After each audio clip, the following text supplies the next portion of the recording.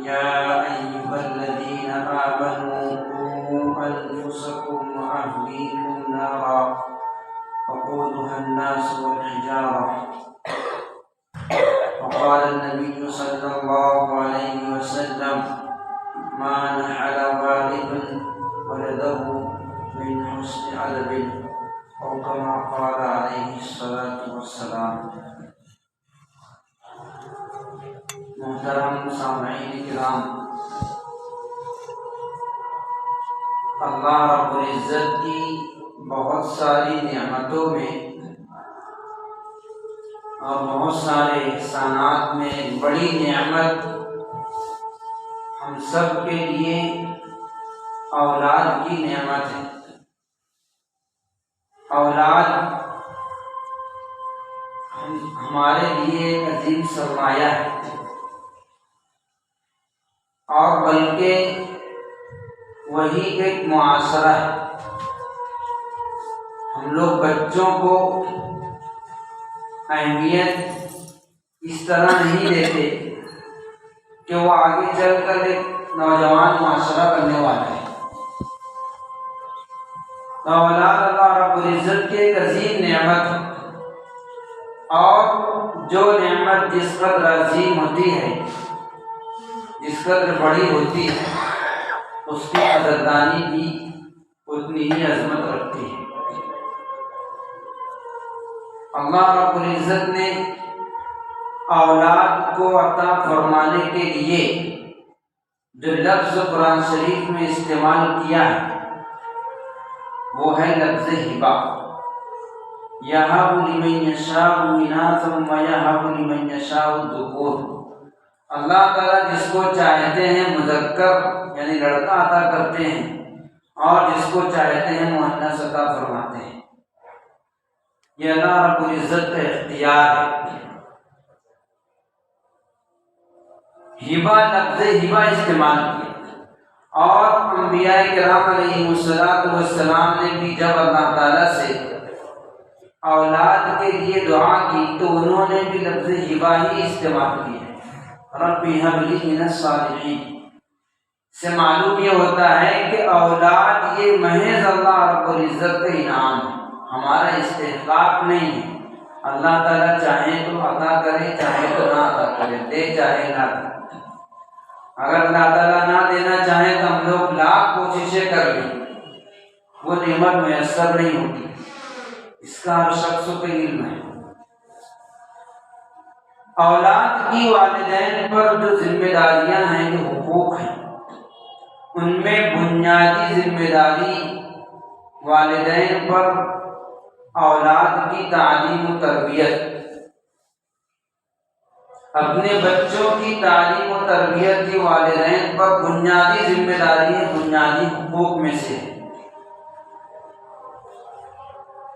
تعلیم و تربیت کی اہمیت سے ہم لوگ خود ہی واقف ہیں، اس کی اہمیت پر بات کرنے کی ضرورت نہیں ہے کہ انسان دنیا کے اندر ترقی کرتا ہی ہے تعلیم کی بنیاد پر۔ اگر کسی کے پاس تعلیم نہ ہو، تربیت نہ ہو، تو وہ کسی میدان میں آگے نہیں بڑھتا۔ کسی بھی میدان میں آگے بڑھنے کے لیے تعلیم اور تربیت ضروری ہوتی ہے۔ اس لیے والدین کی بنیادی ذمہ داریوں میں ہے کہ اپنے بچوں کو صحیح تعلیم دے، صحیح تربیت کرے، ان کی تعلیم کے لیے صحیح ادارے کا انتخاب کرے۔ یہ والدین کی ذمہ داری ہے۔ اسکول یا مدرسے میں داخل کرنے سے پہلے یہ معلوم کریں کہ تعلیم کیسی ہے، ہمارے بچے کو تعلیم مل سکتی ہے یا نہیں مل سکتی۔ پھر مدرسے میں، اسکول میں داخل کر لینے کے بعد ہم ان کی ذمہ داری سے سبکدوش نہیں ہو گئے۔ ایسے نہیں ہے کہ ہم نے ان کو مکتب کے اندر داخل کر دیا یا اسکول کے اندر داخل کر دیا تو ہماری ذمہ داری پوری ہو گئی۔ والدین کی مستقل ذمہ داری ہے۔ مکتب کے اندر بچہ محدود وقت رہے گا، اسکول کے اندر محدود وقت رہے گا، باقی 24 گھنٹے کی بقیہ زندگی وہ گھر میں گزارے گا۔ تو والدین کی ذمہ داری ہے کہ مستقل فکر کریں کہ ہمارا بچہ مدرسے میں یا اسکول میں کیا تعلیم حاصل کر رہا ہے۔ آج کا ہمارا معاشرہ بچوں کا حق مارتا ہے، بچوں کو وقت دینے سے قاصر ہے۔ 70-75% یہ حال ہے کہ بچہ مدرسے میں کیا پڑھ رہا ہے، اسکول میں کیا تعلیم حاصل کر رہا ہے، والدین کو اس کی فکر نہیں ہوتی۔ اس کی وجہ یہ ہے کہ ہم کو فکر نہیں ہے کہ وہ مدرسے اور اسکول میں کیا تعلیم حاصل کر رہے ہیں۔ جب گھر میں ہوتے ہیں تو والد اگر الگ موبائل لے کے بیٹھا ہوا ہے، والدہ الگ بیٹھی ہوئی ہے، بچے اپنا جو کرنا ہے کر رہے ہیں۔ یہ ذمہ داری نہیں ہے۔ ذمہ داری یہ ہے کہ جب ہم گھر کے اندر اکٹھا ہوں، جمع ہوں، تو بچوں کو بیٹھا کر کے پوچھیں کہ تم نے مدرسے کے اندر کیا پڑھا، سبق سنایا تھا نہیں سنایا تھا، اسکول کا ہوم ورک مکمل کیا کہ نہیں کیا، مدرسے کا یاد کرنے کے لیے دیے تھے تو وہ مکمل ہوا کہ نہیں ہوا۔ یہ والدین کی ذمہ داری ہے۔ اس سے بچوں کے اندر ایک فکر پیدا ہوگی کہ ہمارے والدین کو ہماری فکر ہے، ہم رزق کی طلب میں، روزی کی طلب میں، دنیا کی طلب میں بچوں کے تعلیم کا، بچوں کی تربیت کا حق مارتے ہیں۔ جن بچوں کا، جن اولاد کا ہم حق ماریں گے، یقیناً وہ کل بڑی ہونے کے بعد ہمارا بھی حق ماریں گے۔ اپنے بچوں کو اپنا وقت دیں، ان کی تعلیم و تربیت پر مکمل توجہ دیں، ہماری بنیادی ذمہ داری ہے۔ تعلیم و تربیت کی ذمہ داری ہے بنیادی، اس میں ایک بہت بنیادی چیز ہے اپنے بچوں کے عقیدے کی حفاظت، کہ ہمارا بچہ فلاں مدرسے میں، فلاں اسکول میں تعلیم حاصل کرتا ہے تو اس کا عقیدہ محفوظ ہے یا نہیں، عقیدہ کیا ہونا چاہیے، اس لیے کہ تمام عبادات، تمام معاملات، تمام نیکیوں کا بنیاد اور اس کی جڑ اگر کوئی ہے تو عقیدہ ہے۔ اگر ایمان اور عقیدہ محفوظ ہے تو آگے کی تمام چیزیں محفوظ ہیں، اور اگر عقیدہ ہی محفوظ نہیں ہے تو آگے کی کوئی چیز محفوظ نہیں۔ توجہ نہ دینے کی وجہ سے اسکول میں پڑھنے والے طلباء اور طالبات جب انتہا کو پہنچتے ہیں تو وہ ذہنی اعتبار سے ارتداد کے قریب پہنچ جاتے ہیں اپنے عقیدوں کی وجہ سے۔ ایسے وہ لوگ اعتراضات کرتے ہیں اسلامی احکامات پر کہ جس سے قریب ہوتا ہے کہ وہ اسلام سے نکل جائیں، اور اس کی بنیادی وجہ جو ہے کہ بچپن میں ان کے عقیدے کو مضبوط نہیں کیا گیا۔ اپنے بچوں کے عقیدے کو اس طرح مضبوط کر دیں، اس طرح مستحکم کر دیں کہ وہ کسی بھی میدان میں چلا جائے، کسی بھی اسکول اور کالج میں چلا جائے، عقیدے پر زد نہ پڑے، وہ اپنی ایمان سے سودا نہ کرے۔ اگر کوئی چیز اپنی سمجھ میں نہ آئے تو اپنے عقل کا قصور سمجھے گا، لیکن وہ کہے گا کہ میرا عقیدہ، میرا اسلام پر حق ہے۔ بہت سے کالج پڑھ کر نکلنے والے ہیں، وہ عصری تعلیم سے متاثر ہو کر کے اور فرقہ باطلہ کے اعتراضات سے متاثر ہو کر کے خود بھی اعتراض کرتے ہیں، جو واقعتاً مجھ سے باقاعدہ پوچھے گئے سوالات وہ میں آپ کو بتاؤں گا۔ ایک نوجوان پوچھتا ہے کہ تقدیر کا انکار، تقدیر کیا ہے، اور اس کے سوالات سے ایسا لگتا ہے کہ وہ تقدیر کا منکر ہے، اور اس کے بہت سارے اعتراضات ہیں۔ خلاصہ اس کا ہے کہ وہ تقدیر کا انکار کر رہا ہے۔ ایک سوال یہ کیا گیا کہ اس دور میں معاشی ترقی کے لیے عورتوں کا مردوں کے ساتھ چلنا ضروری ہے، وہ پردے میں رہ کر کے مردوں کے ساتھ چل نہیں سکتے، اور جب تک مردوں کے برابر نہیں آئے تب تک کہ معاشرتی ترقی ہونا دشوار ہے۔ یہ اسلامی احکامات پر اعتراضات ہیں، اور یہ ہمارے نوجوان مسلم طلباء اور طالبات کرتے ہیں۔ ہم اس طرح ان کا عقیدہ مضبوط کریں کہ اگر ہماری سمجھ میں کوئی حکم نہ آئے تو اس کو اپنی عقل کا قصور سمجھیں، یہ نہ سمجھیں کہ اسلام کی اس حکم کے اندر کمی ہے۔ ہمارا ایمان اور عقیدہ ہے کہ ہم کو شریعت نے، اسلام نے جو عقائد دیے ہیں، جو معاملات دیے ہیں، جو احکامات دیے ہیں، 100% درست ہے، ذرہ برابر اس میں کمی نہیں ہے۔ اگر میری سمجھ میں نہ آئے تو میں اپنی عقل کو ناقص سمجھوں، نہ یہ کہ اس حکم پر اعتراض کروں۔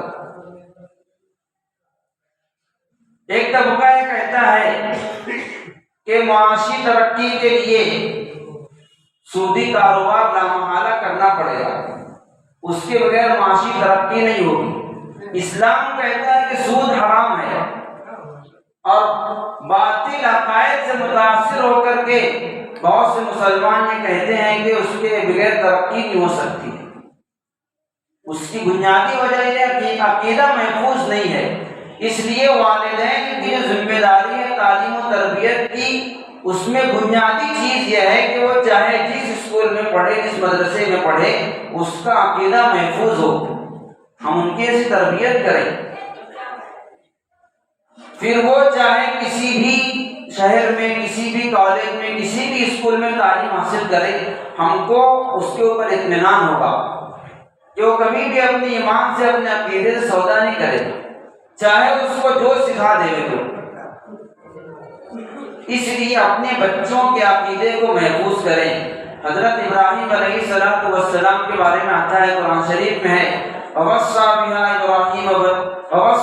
إِبْرَاهِيمُ بَنِيهِ وَيَعْقُوبُ يَا بَنِيَّ إِنَّ اللَّهَ اصْطَفَىٰ لَكُمُ الدِّينَ فَلَا تَمُوتُنَّ إِلَّا وَأَنتُم مُّسْلِمُونَ۔ حضرت ابراہیم علیہ السلام نے اپنے بچوں کو نصیحت کی، وصیت کی کہ اے میرے بیٹوں، اللہ نے تمہارے لیے دین کو منتخب کر لیا ہے، اصطفیٰ لکم الدین، تمہارے لیے دین کو منتخب کر لیا ہے، پسند فرما لیا ہے، فلا تموتن الا وانتم مسلمون، تم نہ مرنا مگر اس حال میں کہ تم مسلمان ہو۔ ایک نبی ہے، اپنے بچوں کو جو خود بھی نبی ہیں ان کو اس بات کی نصیحت کر رہے ہیں کہ تم نہ مرنا مگر اس حال میں کہ مسلمان ہو، یعنی تم اس بات کی کوشش کرو کہ زندگی جب گزارو وہ اسلام کے مطابق، ایمان کے مطابق، تو موت بھی اس حال میں آئے کہ تم مسلمان ہو، تمہارے عقیدے خراب نہ ہو جائیں۔ یہ عقیدے کی اہمیت ہے۔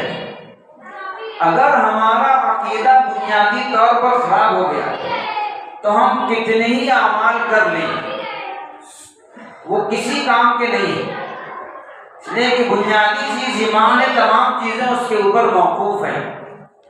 یہ والدین کی ذمہ داری ہے کہ بچے ہمارے اسکول کے اندر کیا پڑھ رہے ہیں، ایسے عقائد تو نہیں پڑھائے جا رہے ان کو جو ہمارے مذہب کے خلاف ہیں، جس سے ان کا ایمان خراب ہو جائے۔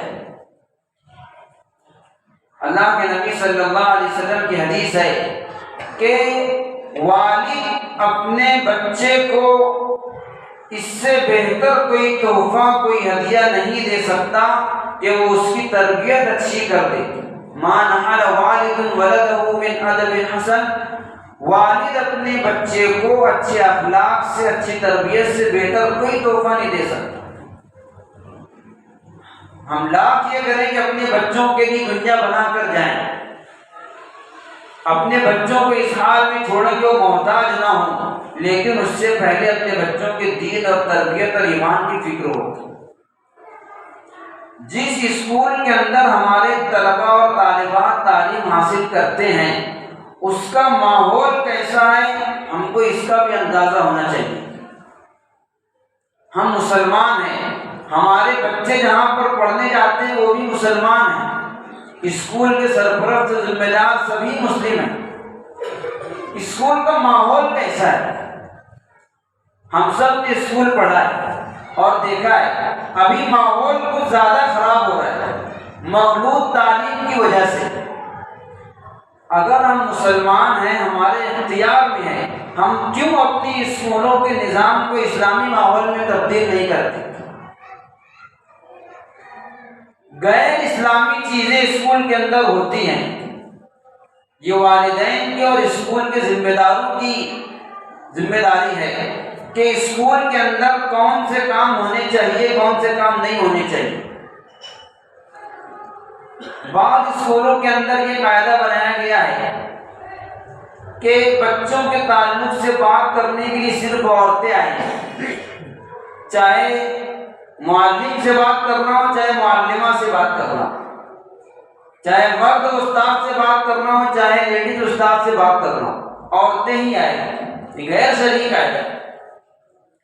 آپ قاعدہ اس طرح بنائیے اپنے اسکول کا، مدرسے کا، جو شریعت کے مطابق ہو۔